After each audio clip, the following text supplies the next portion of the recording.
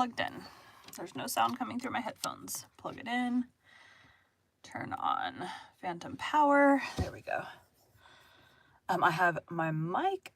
There's something called phantom power with microphones, in case you ever need to know this. It's basically your whatever you have it plugged into sends out a teeny tiny electrical whatever. I don't actually know how that part works. Anyways, my microphone does not require phantom power, whatever that is. But this particular microphone records very, very quiet. So I have what's called a cloud lifter, which is like a blue box, essentially, that basically raises the volume a little bit so it doesn't sound so quiet. Very random. Sorry. I do not use a lot of podcasters use this mic. A lot of narrators do not, but it makes my voice sound really good. So it was recommended to me by someone who's actually a musician. So like a lot of musicians actually do use this mic.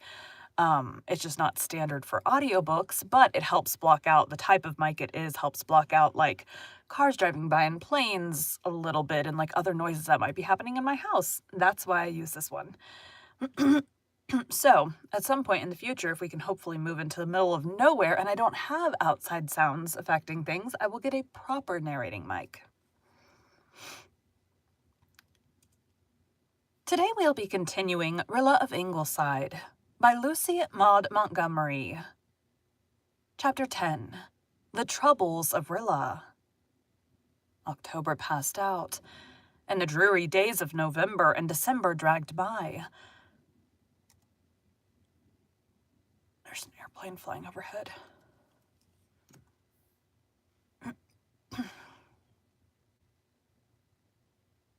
Or wind. We had a bunch of storms come through last night with like very strong, like 80-mile-an-hour winds.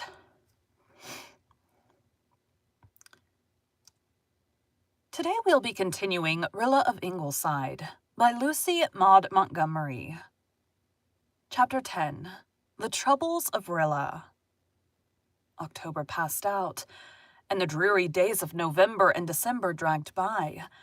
The world shook with the thunder of contending armies. Antwerp fell. Turkey declared war. Gallant little Serbia gathered herself together and struck a deadly blow at her oppressor.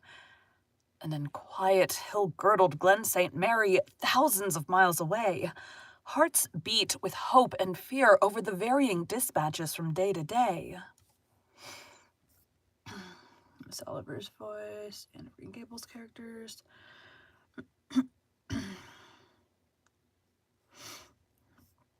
Miss Oliver and Miss... But you've done... A few months ago, said Miss Oliver, we thought and talked in terms of Glen St. Mary. Now we think and talk in terms of military tactics and diplomatic intrigue. There was just one great event every day, the coming of the mail.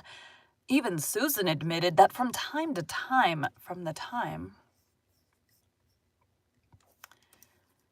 Even Susan admitted that from the time the mail courier's buggy rumbled over the little bridge between the station and the village until the papers were brought home and read, she could not work properly. I must take up my knitting then and knit hard till the papers come, Mrs. Doctor dear. Knitting is something you can do, even when your heart is going like a trip hammer, and the pit of your stomach feels all gone, and your thoughts are catawampus.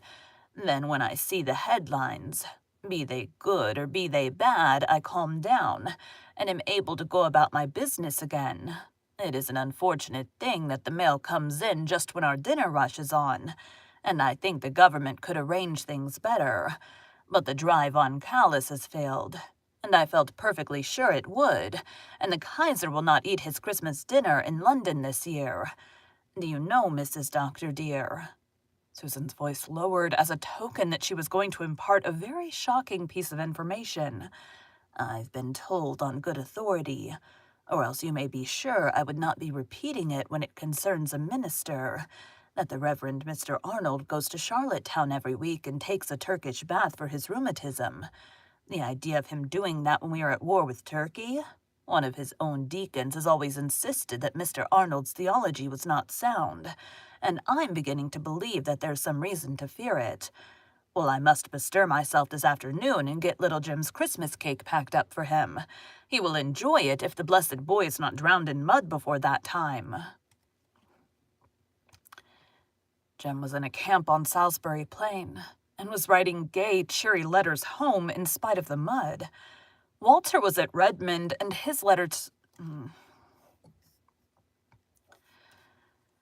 Walter was at Redmond, and his letters to Rilla were anything but cheerful. She never opened one without a dread tugging at her heart that it would tell her he had enlisted. His unhappiness made her unhappy. She wanted to put her arm round him and comfort him, as she had done that day in Rainbow Valley. She hated everybody who was responsible for Walter's unhappiness.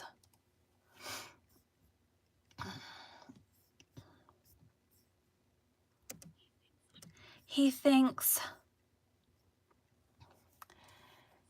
he will go yet, she murmured miserably to herself one afternoon as she sat alone in Rainbow Valley, reading a letter from him.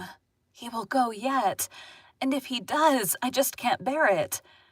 Walter wrote that someone had sent him an envelope containing a white feather.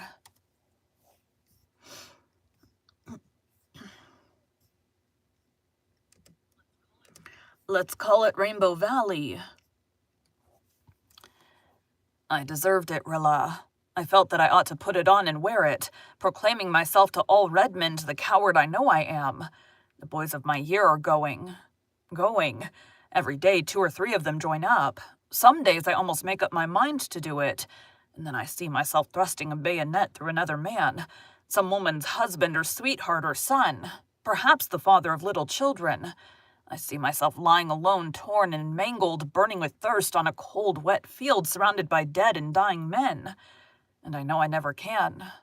I can't face even the thought of it. How could I face the reality? There are times when I wish I had never been born. Life has always seemed such a beautiful thing to me, and now it is a hideous thing, Rilla.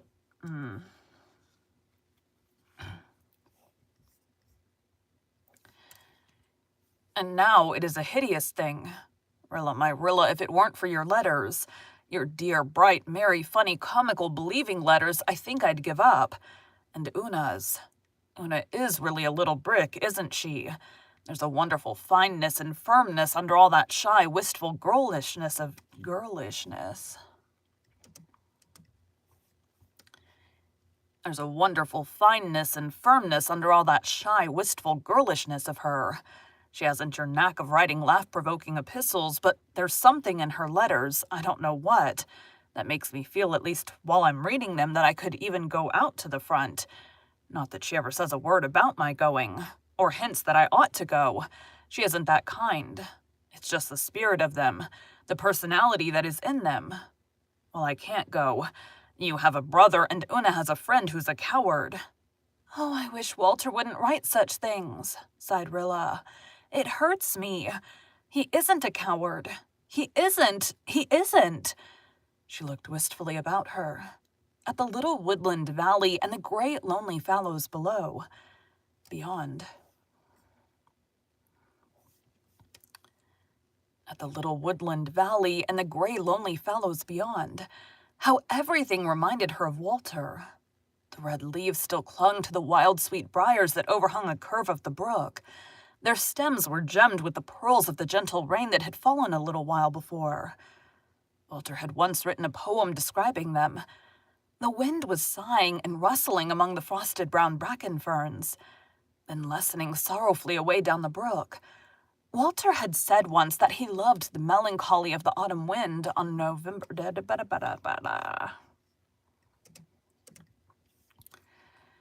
Walter had said once that he loved the melancholy of the autumn wind on a November day. The old tree lovers still clasped each other in a faithful embrace, and the white lady, now a great white-branched tree, stood out beautifully fine against the gray velvet sky. Walter had named them long ago, and last November, when he had walked with her and Miss Oliver in the valley, he had said, looking at the leafless lady with a young silver moon hanging over her. A white birch is a beautiful pagan maiden who has never lost the Eden secret of being naked and unashamed, Miss Oliver had said.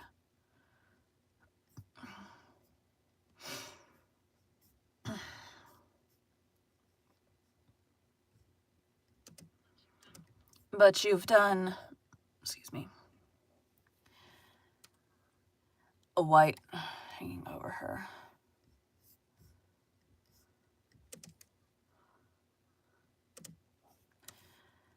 A white birch is a beautiful pagan maiden who has never lost the Eden secret of being naked and unashamed, Miss Oliver had said. Put that into a poem, Walter.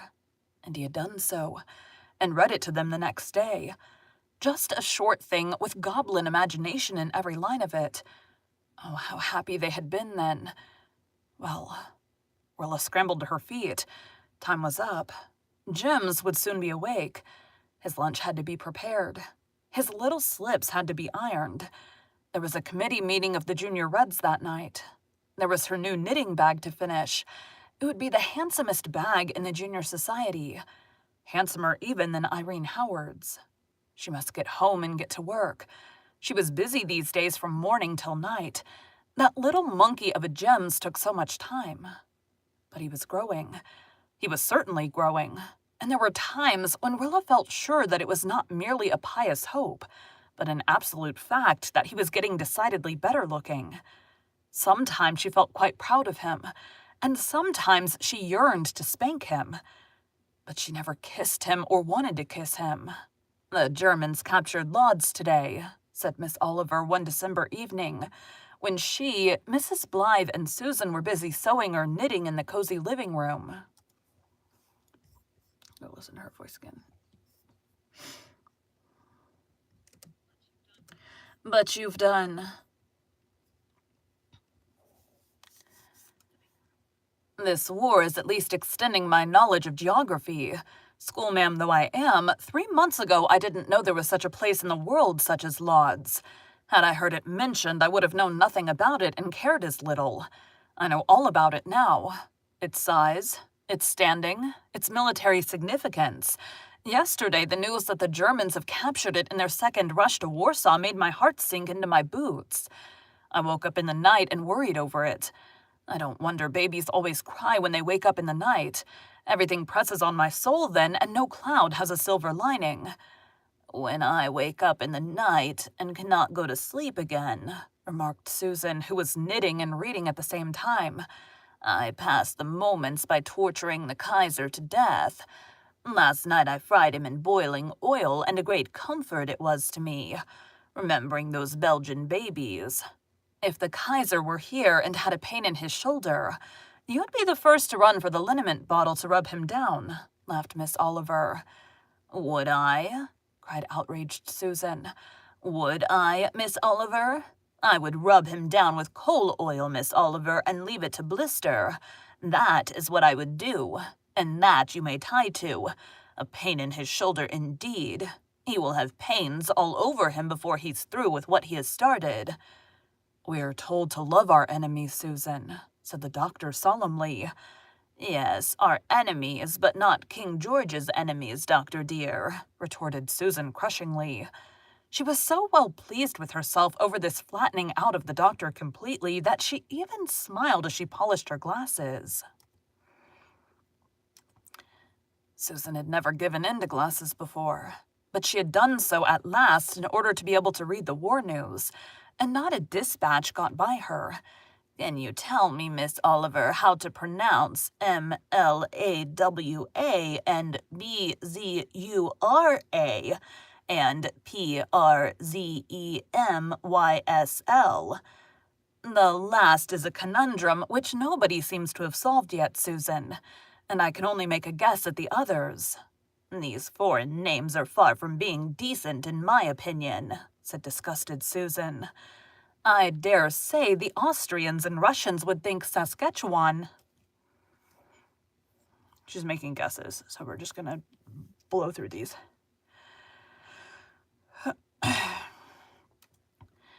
I dare say the Austrians and Russians would think Saskatchewan and Muscodoboit.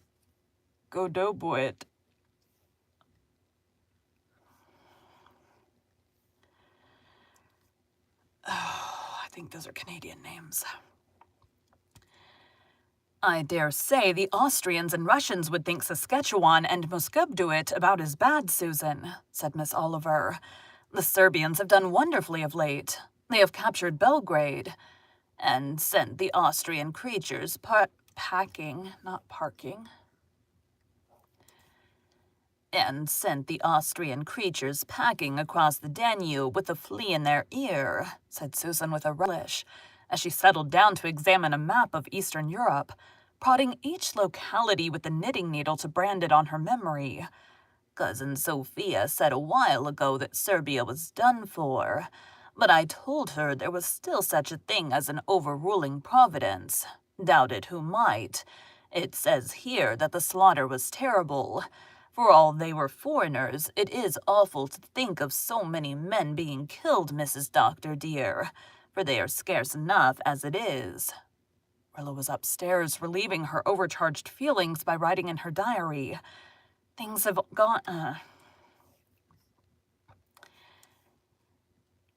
gone catawampus, as Susan says, with me this week.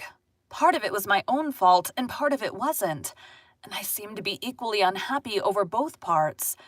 I went to town the other day to buy a new winter hat. It was the first time nobody insisted on coming with me to help me select it, and I felt that Mother had really given up thinking of me as a child, and I found the dearest hat. It was simply bewitching. It was a velvet hat of the very shade of rich green that was made for me. It just goes with my hair and complexion beautifully, bringing out the red-brown shades and what Miss Oliver calls my creaminess so well. Only once before in my life have I come across that precise shade of green. When I was 12, I had a little beaver hat of it, and all the girls in school were wild over it. Well, as soon as I saw this hat, I felt that I simply must have it, and have it I did. The price was dreadful. I will not put it down here because I don't want my descendants to know I was guilty of paying so much for a hat. In wartime, too, when everybody is, or should be, trying to be economical. When I got home and tried on the hat again in my room, I was assailed by qualms. Of course, it was very becoming, but somehow it seemed too elaborate and fussy for church-going, and our quiet little doings in the glen. Too conspicuous, in short. It hadn't seemed so at the milliner's, but here in my little white room it did, and that dreadful price tag, and the starving Belgians. When Mother saw the hat and the tag, she just looked at me. Mother's some expert at looking.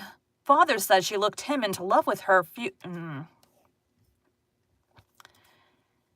Father says she looked him into love with her years ago in Avonlea School, and I can well believe it, though I have heard a weird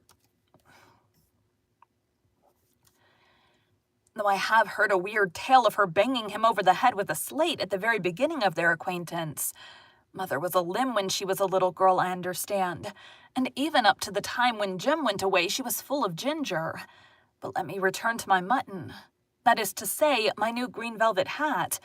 Do you think, Rilla, my mother said quietly, far too quietly, that it was right to spend so much for a hat, especially when the need of the world is so great? I paid for it out of my own allowance, Mother, I exclaimed. That is not the point. Your allowance is based on the principle of a reasonable amount for each thing you need. Excuse me. If you pay too much for one thing, you must cut off somewhere else, and that is not satisfactory. But if you think you did right, Rilla, I have no more to say. I leave it to your conscience. I wish Mother would not leave things to my conscience. And anyway, what was I to do? I couldn't take that hat back. I had worn it to a concert in town. I had to keep it. I was so uncomfortable that I flew into a temper. A cold, calm, deadly temper. Mother, I said haughtily, I'm sorry you disapprove of my hat. Not of the hat exactly, said Mother, though I consider it in doubtful taste for so young a girl, but of the price you paid for it. Being interrupted didn't improve my temper, so I went on, colder and calmer and deadlier than ever, just as if Mother had not spoken. But I have to keep it now. However, I promise you that I will not get another hat for 3 years or for the duration of the war.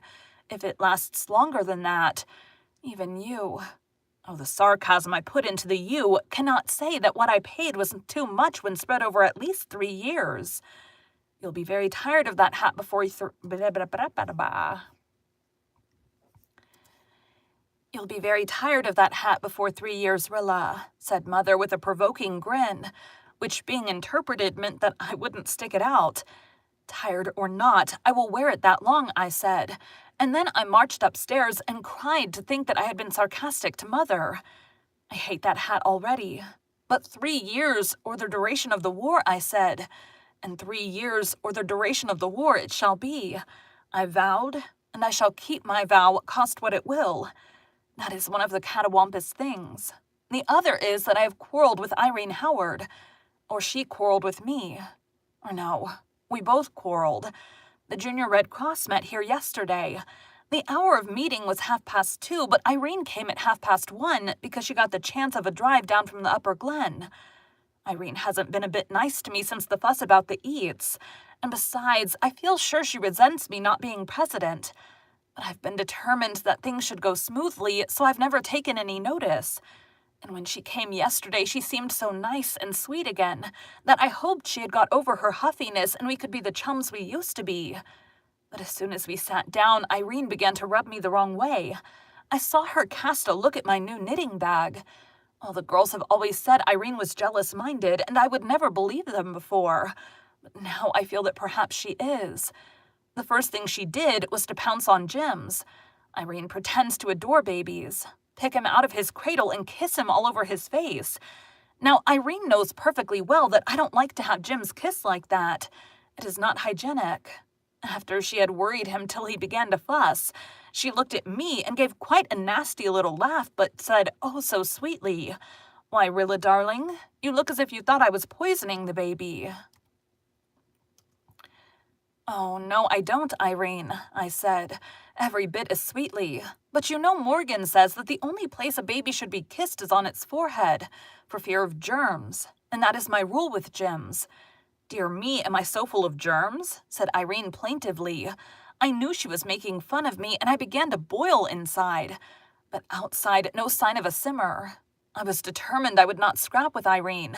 Then she began to bounce Jims. Now, Morgan says bouncing is almost the worst thing that can be done to a baby.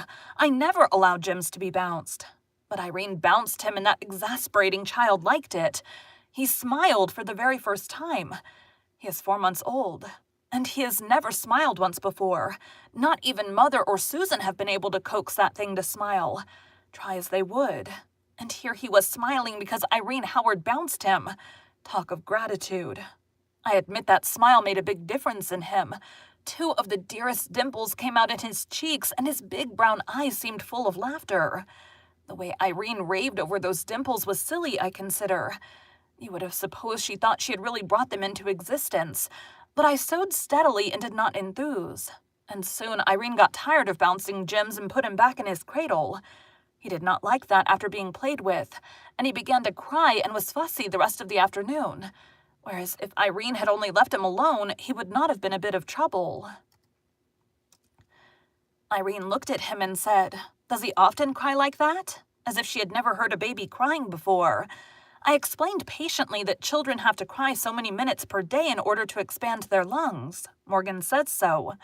If Jims didn't cry at all, I'd have to make him cry for at least 20 minutes, I said. "Oh, indeed," said Irene, laughing as if she didn't believe me. Morgan on the care of infants was upstairs, or I would soon have convinced her. Then she said Jims didn't have much hair. She had never seen a 4-month-old baby so bald. Of course, I knew Jims hadn't much hair, yet, but Irene said it in a tone that seemed to imply it was my fault that he hadn't any hair. I said I had seen dozens of babies every bit as bald as Jims, and Irene said, oh, very well, she hadn't meant to offend me, when I wasn't offended. It went on like that the rest of the hour. Irene kept giving me little digs all the time. The girls have always said she was revengeful like that if she was peeved about anything, but I never believed it before. I used to think Irene just perfect, and it hurt me dreadfully to find she could stoop to this. But I corked up my feelings and sewed away for dear life on a Belgian child's nightgown. Then Irene told me the meanest, most contemptible thing that someone had said about Walter. I won't write it down. I can't. Of course, she said it to make her...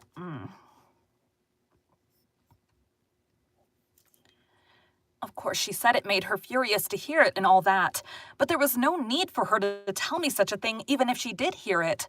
She simply did it to hurt me. I just exploded. "How dare you come here and repeat such a thing about my brother, Irene Howard?" I exclaimed. "I shall never forgive you. Never. Your brother hasn't enlisted. Hasn't any idea of enlisting." "Why, Rilla, dear." "I didn't say it," said Irene. "I told you it was Mrs. George Burr, and I told her." "I don't want to hear what you told her. Don't you ever speak to me again, Irene Howard." Oh, of course, I shouldn't have said that, but it just seemed to say itself. Then the other girls all came in a bunch, and I had to calm down and act the hostess part as well as I could. Irene paired off with Olive Kirk. Oh, my light just died. I was using the small battery pack today because the other two were charging. Good. Irene paired off with Olive Kirk all the rest of the afternoon and went away without so much as a look. So I suppose she means to take me at my word.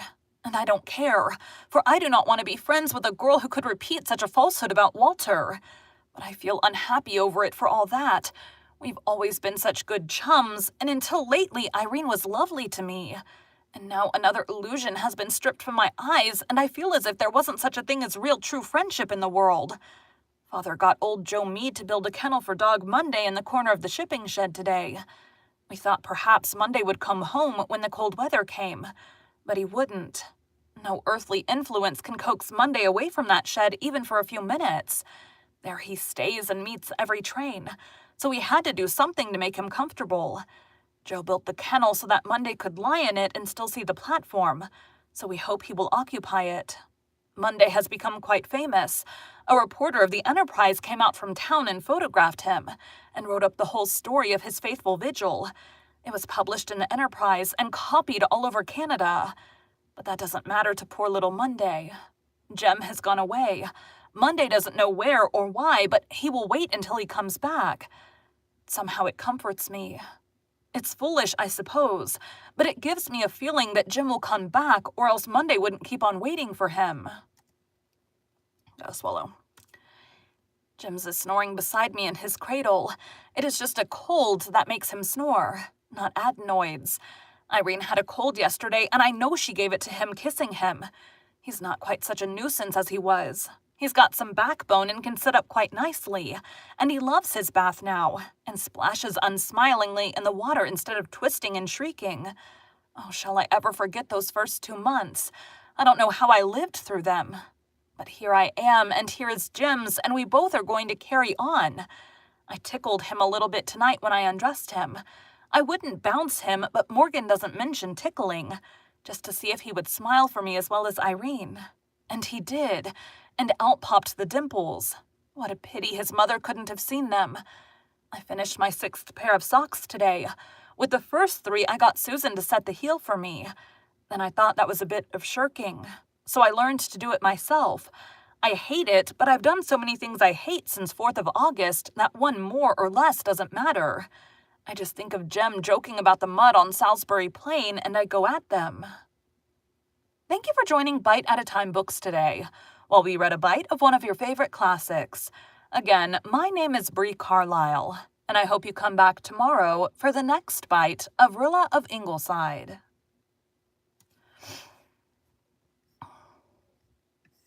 I'm both glad and not glad that I chose to do a daily podcast. I enjoy doing it. I very much enjoy doing it. Obviously, I've been doing this like a year and a half, almost every day. Or I've gotten it now where I do like Monday through Friday. But I like that I get to say, come back tomorrow. Granted, I record this. I think the episode I did today is actually for like 2 weeks from now. I try to stay ahead. I have a couple of like trips coming up that will take time away. But I love what I do. It's super fun. Thanks, guys.